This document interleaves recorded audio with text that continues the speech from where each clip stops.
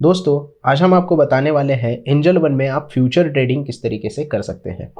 तो चलिए चलते हैं एंजल वन के ऐप के ऊपर और देखते हैं इसके बारे में। सबसे पहले तो आपको जानना होगा, आप स्टॉक बाय कर सकते हो जो कि आप होल्ड कर सकते हो लॉन्ग टर्म के लिए। फ्यूचर भी आप बाय कर सकते हो किसी पर्टिकुलर स्टॉक का या फिर निफ्टी का या फिर बैंक निफ्टी का। लेकिन फ्यूचर जब आप बाय करते हो तो आप एक कॉन्ट्रैक्ट बाय करते हो। तो कॉन्ट्रैक्ट जो होता है उसकी एक्सपायरी होती है और हर फ्यूचर की एक्सपायरी मंथली होती है। तो हर पर्टिकुलर मंथ के लास्ट थर्सडे को आपकी जो एक्सपायरी होगी वो हो जाएगी, आपका कॉन्ट्रैक्ट उस एक्सपायरी को उस थर्सडे को ख़त्म हो जाएगा। तो ये आपको जानना होगा पहले कि फ्यूचर की ट्रेडिंग जो होती है वो कॉन्ट्रैक्ट में होती है और उसकी एक पर्टिकुलर एक्सपायरी होती है, मंथली एक्सपायरी होती है। उस मंथ के लास्ट थर्सडे को वो कॉन्ट्रैक्ट ख़त्म हो जाता है, आपको उसमें से एग्जिट करनी पड़ती है। ये इस तरीके से नहीं है कि आप स्टॉक लोगे और 10 साल होल्ड करोगे। आपको हर महीने की एक्सपायरी पे वो फ्यूचर एग्जिट करना होगा और अगले महीने का फ्यूचर बाय करना होगा। तो जब भी आप देखोगे किसी स्टॉक का फ्यूचर आपको वॉच लिस्ट में ऐड करना होगा, तो जैसे हमें TCS का ऐड करना है तो हम TCS के ऊपर जैसे ही सिलेक्ट करते हो तो आपके सामने यहाँ पे फ्यूचर के ऑप्शन दिखाई देते हैं। TCS 25 नवंबर मतलब नवंबर का फ्यूचर, दिसंबर का फ्यूचर और जनवरी का फ्यूचर। तो 3 फ्यूचर के कॉन्ट्रैक्ट आपके लिए हमेशा ट्रेडिंग के लिए अवेलेबल हो जाते हैं। नवंबर खत्म हो जाएगा तो जनवरी के बाद का मतलब फरवरी का फ्यूचर आपके लिए ट्रेड के लिए अवेलेबल हो जाएगा। तो जैसे जैसे पर्टिकुलर मंथ खत्म होता है उसके नेक्स्ट फ्यूचर आपके सामने अवेलेबल हो जाते हैं ट्रेड करने के लिए। तो करंट मंथ का जो नवंबर का फ्यूचर है उसे हम कहते हैं करंट मंथ फ्यूचर। जो दिसंबर का फ्यूचर है उसे हम कहते हैं नेक्स्ट मंथ फ्यूचर और जनवरी का जो फ्यूचर है उसे हम कहते हैं फार मंथ फ्यूचर। तो इस तरीके से आप उसे बुलाते हैं, आपको उसे कॉल करना होता है current month future, next month future और फार मंथ फ्यूचर के हिसाब से। तो अगर आपको ऐड करना है किसी पर्टिकुलर स्टॉक का फ्यूचर तो आपको सर्च में ये फ्यूचर सेक्शन में जाना है और पर्टिकुलर मंथ का फ्यूचर अगर आपको ऐड करना है तो आप कर सकते हो, नेक्स्ट मंथ का कर सकते हो या फिर फार मंथ का भी कर सकते हो। तो अब हम क्या करेंगे, तीनों करंट मंथ का फ्यूचर यहाँ पे ऐड करेंगे। आप देख सकते हैं TCS का 25 नवंबर का फ्यूचर हमने ऐड किया है, रिलायंस का भी 25 नवंबर का फ्यूचर ऐड किया है, बैंक निफ्टी का और निफ्टी का भी 25 नवंबर का फ्यूचर हमने यहाँ पे ऐड किया है। 25 नवंबर क्योंकि लास्ट थर्सडे है, इसकी वजह से उसी दिन इसके कॉन्ट्रैक्ट खत्म हो जाने हैं। अब जैसे आप स्टॉक के लिए चार्ट देखते हो उसी तरीके से आप फ्यूचर के चार्ट देख के भी एनालिसिस करने के बाद उसे बाय कर सकते हो। सिर्फ आपको क्या करना है, जिस पर्टिकुलर स्टॉक के ऊपर आपको एनालिसिस करनी है उसके ऊपर क्लिक करना है, चार्ट उसके देखने हैं और चार्ट के ऊपर आपके जो भी प्राइस एक्शन की एनालिसिस होगी या फिर इंडिकेटर की एनालिसिस होगी वो आप इस तरीके से फ्यूचर के चार्ट के ऊपर लगा सकते हो और उसके साथ वो ट्रेड कर सकते हो। 15 मिनट के चार्ट के ऊपर करना है तो वो कर सकते हो, डेली के चार्ट के ऊपर एनालिसिस करनी है तो वो भी आप कर सकते हो। तो एनालिसिस के बाद ही फ्यूचर ट्रेडिंग करें। वैसे कोई भी स्टॉक आपको बाय करना है तो एनालिसिस के बाद करना बहुत अच्छा होता है ताकि उसमें आपको लॉस ना हो और अच्छा खासा प्रॉफिट दिखाई दे। तो अगर फ्यूचर बाय करना है या फिर स्टॉक बाय करना है तो आपको एनालिसिस करना ज़रूरी है। तो चार्ट यहाँ से आप देख सकते हो, अगर चार्ट के ऊपर ब्रेकआउट आया हो या फिर किसी इंडिकेटर ने आपको सिग्नल दिया है कि अभी आपको ये फ्यूचर बाय करना है तो आप वहाँ पे ट्रेडिंग कर सकते हो। अब बाय करने के लिए जैसे आप नॉर्मल स्टॉक बाय करते हो वैसे ही आपको फ्यूचर बाय करना होता है। लेकिन एक बात यहाँ पे है, जब भी आप कोई फ्यूचर बाय करते हो तो आपको अपफ्रंट मार्जिन देना होता है, क्योंकि जो फ्यूचर आप बाय करते हो वो लॉट साइज के हिसाब से होता है। मतलब TCS का अगर आप स्टॉक बाय करना चाहे तो आप 1 स्टॉक बाय कर सकते हो, 2 स्टॉक बाय कर सकते हो और 100 स्टॉक भी बाय कर सकते हो। लेकिन फ्यूचर में आपको लॉट साइज के हिसाब से बाइंग करनी होती है। TCS अगर आपको बाय करना है तो 1 से 150 क्वांटिटी आपको बाय करनी होगी।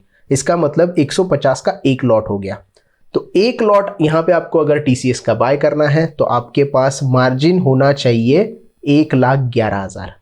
ये मार्जिन आप इंट्राडे में उतना ही लगता है और कैरी फॉरवर्ड मतलब आप दूसरे दिन के लिए ये जो ट्रेड है वो होल्ड करना चाहते हो या फिर एक्सपायरी तक ये ट्रेड होल्ड करना चाहते हो तो भी आपको सेम मार्जिन यहाँ पे देना पड़ता है, क्योंकि अभी ये अपफ्रंट मार्जिन का जो पुराना रूल था वो चेंज हो गया है। 100% अपफ्रंट मार्जिन आपको देना पड़ता है।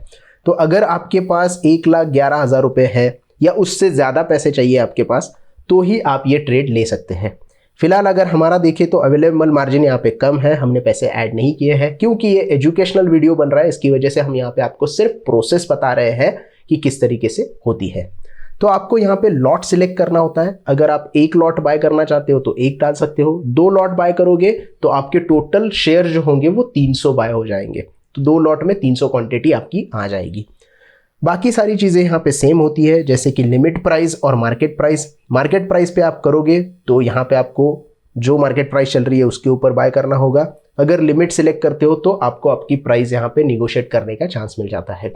एक और बात आपको यहाँ पे ध्यान में रखनी है, स्पॉट प्राइस और फ्यूचर प्राइस में डिफरेंस होता है। तो स्पॉट प्राइस अगर चल रही है 3560 और फ्यूचर चल रहा है 3570, तो आपको फ्यूचर के प्राइस के ऊपर यहाँ पे बाय करना होता है। स्पॉट प्राइस भले कितनी ही दिखा दे, स्पॉट प्राइस के ऊपर आपको ध्यान नहीं देना है, फ्यूचर के प्राइस के ऊपर ही ध्यान देना है और उसके ऊपर ही बाय करना है।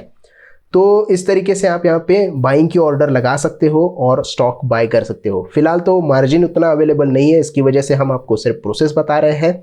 जैसे ही आपकी लिमिट प्राइस अगर हमने ये डाली है तो ये प्राइस आ जाएगी, तो आपका यहाँ पे फ्यूचर बाय हो जाएगा। अब क्योंकि ये कॉन्ट्रैक्ट है तो आप यहाँ पे सेल भी कर सकते हो, मतलब पहले आप सेल करके प्राइस नीचे आने के बाद फिर से उसको बाय करके प्रॉफिट कमा सकते हो, उसे शॉर्ट कहना कहते हैं। तो मान लो यहाँ पे निफ्टी जो चल रहा है, रिलायंस जो चल रहा है वो कुछ माइनस में चल रहा है, तो रिलायंस को हमें सेल करना है, रिलायंस का फ्यूचर सेल करना है। तो क्या करेंगे, उसके ऊपर क्लिक करेंगे, जो भी आपका चार्ट एनालिसिस है वो करेंगे और उसके बाद सेल के ऊपर क्लिक कर देंगे। तो सेल के ऊपर क्लिक करने के बाद आपको फिर से यहाँ पे लॉट साइज एंटर करनी होती है, मतलब आप 1 लॉट बाय कर रहे हो या फिर 2 लॉट बाय कर रहे हो। यहाँ पे रिलायंस का जो लॉट है वो 250 क्वांटिटी का है, मतलब अगर आप एक सिलेक्ट करते हो तो आप 250 क्वांटिटी यहाँ पे सेल करते हो। उसके बाद सेम यहाँ पे लिमिट या फिर मार्केट की प्राइस डालनी होती है और उसके बाद यहाँ पे आपको इंट्राडे या फिर कैरी फॉरवर्ड करना होता है। इंट्राडे मतलब आज के आज ही बेचना है, आज के आज ही खरीदना है। कैरी फॉरवर्ड मतलब आप एक्सपायरी तक होल्ड कर सकते हो। अब रिलायंस का क्वांटिटी बढ़ गया, 250 क्वांटिटी हो गया, उसका प्राइस भी अलग है, इसकी वजह से इसका जो मार्जिन है वो भी 1,43,231 तक चला गया। तो ये जो मार्जिन है वो स्टॉक के हिसाब से, प्राइस के हिसाब से और स्टॉक के लॉट साइज के हिसाब से चेंज होता रहता है। यही अगर हम यहाँ पे निफ्टी के ऊपर देखेंगे, निफ्टी अगर हमें सेल करना है तो निफ्टी का अवेलेबल मार्जिन होगा 1,07,000, क्योंकि निफ्टी की क्वांटिटी 50 है। भले निफ्टी का 18,000 प्राइस चल रहा हो लेकिन क्वांटिटी 50 है, इसकी वजह से इसका अप्रॉक्स मार्जिन जो है वो कम हो जाता है। तो इसी के साथ साथ आपको मार्जिन का भी ध्यान रखना है, कितनी अमाउंट आपकी इन्वेस्टमेंट हो रही है वो भी ध्यान रखना है, उसके बाद आपको यहाँ पे ट्रेडिंग करनी होती है। बाकी सारी चीज़ें तो नॉर्मल होती है। जैसे मैंने कहा कि आपको ये कॉन्ट्रैक्ट होता है तो एक्सपायरी तक होल्ड कर सकते हो। एक्सपायरी के दिन आपको एनी हाउ प्रॉफिट में या फिर लॉस में वो जो पर्टिकुलर कॉन्ट्रैक्ट है वो एग्जिट करना होगा और नेक्स्ट मंथ का कॉन्ट्रैक्ट अगर आप बाय करते हो तो नेक्स्ट मंथ की कॉन्ट्रैक्ट में आपकी एंट्री हो जाएगी। तो इस तरीके से यहाँ पे फ्यूचर में ट्रेडिंग हो जाती है दोस्तों। आप किसी भी पर्टिकुलर स्टॉक के पर्टिकुलर एफएनओ स्टॉक में ट्रेडिंग फ्यूचर की कर सकते हो। एफएनओ की लिस्ट आपको अगर ढूंढनी है तो एनएसई की वेबसाइट में जाके आप एफएनओ टाइप करोगे तो पूरी जो भी फ्यूचर और ऑप्शन में स्टॉक्स अवेलेबल है वो लिस्ट आपको मिल जाएगी। उनमें से स्टॉक सिलेक्ट करके आपका टेक्निकल या फिर इंडिकेटर बेस एनालिसिस करके आप उसमें ट्रेड लेने की कोशिश कर सकते हो। बस आपको ये ध्यान रखना है कि आप यहाँ पे अपफ्रंट मार्जिन देते हो तो आपको जितना अच्छा प्रॉफिट हो सकता है लॉट वाइज, उतना आपको यहाँ पे नुकसान भी सहन करना पड़ सकता है। तो वो तैयारी अगर होगी आपकी तो आप यहाँ पे अच्छे तरीके से फ्यूचर में ट्रेडिंग कर सकते हो। हालांकि जो भी हो, आप फ्यूचर करते हो स्टॉक में, एनालिसिस आपका बहुत इंपॉर्टेंट होता है और उसके बाद ही आप अच्छे तरीके से वहाँ पे प्रॉफिट कमा सकते हो।